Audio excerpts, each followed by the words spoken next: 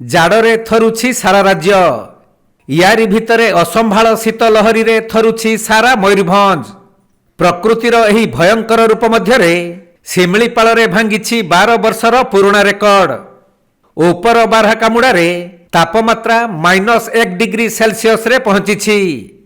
ତେବେ 2014 ମସିହା ପରେ ପ୍ରଥମ ଥର ପାଇଁ ଶିମିଳିପାଳରେ ପାରଦ 0 ଡିଗ୍ରୀ ତଳକୁ ଖସିଛି।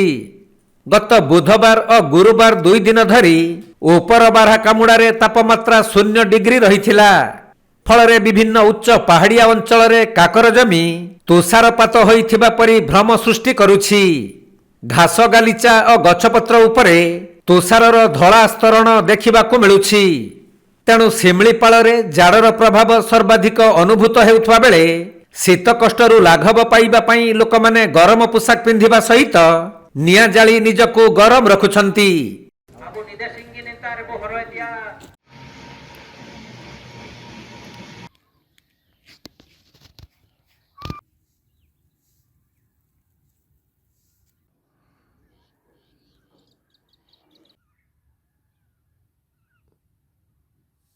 ମୟୂରଭଞ୍ଜରୁ ଜ୍ଞାନରଞ୍ଜନ ବେହେରାଙ୍କ ରିପୋର୍ଟ, କୋଣାର୍କ ଲାଇଭ୍।